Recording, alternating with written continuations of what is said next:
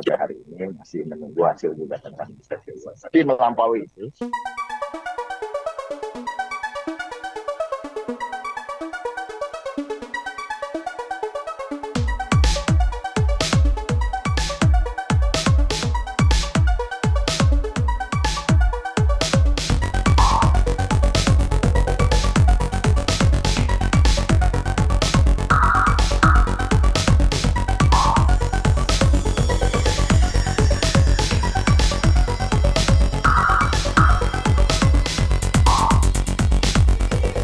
menghormati apa yang menjadi keputusan dari PBNU sebagai organisasi yang independen untuk menyikapi apa yang ke depan sebagai melihat pemerintahan yang akan datang apapun itu ya. Tapi kembali lagi saya ulangi, tentunya PDI Perjuangan sampai hari ini masih menunggu hasil gugatan kami.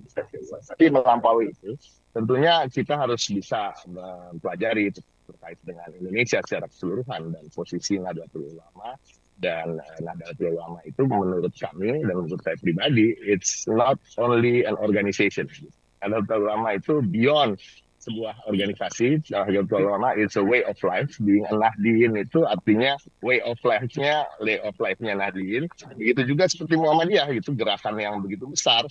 Dan saya rasa tidak bisa hanya diporsikan sebagai sebuah organisasi. Kalau kita bicara terkait dengan kader-kader Nahdlatul Ulama itu ada di mana-mana. Jadi Nahdlatul Ulama dan Muhammadiyah ini kan mirip-mirip, tidak ada di mana-mana tapi ada di mana-mana gitu.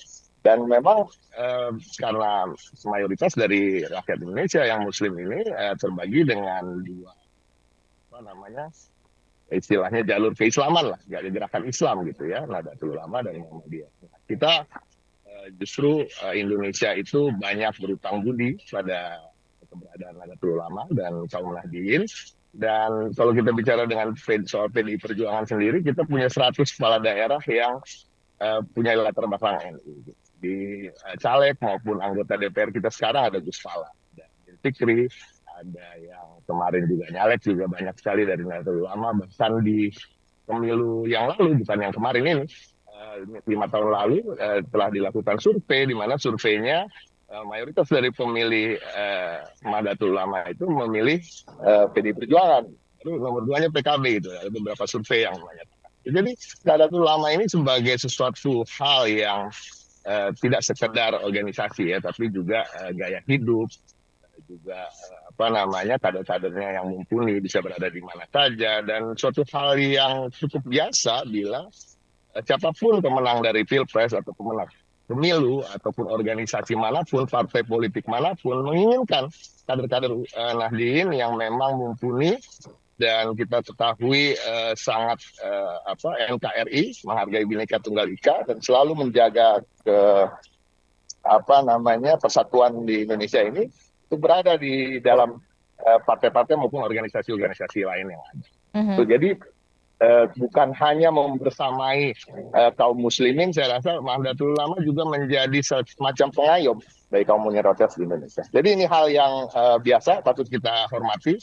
Dan nanti siapapun pemimpin kita ke depannya tentunya akan lebih baik lagi bila memang Nahdlatul Ulama berada di dalam unsur.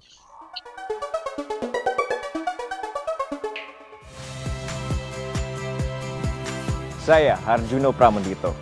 Saksikan program-program Kompas TV melalui siaran digital, pay TV, dan media streaming lainnya.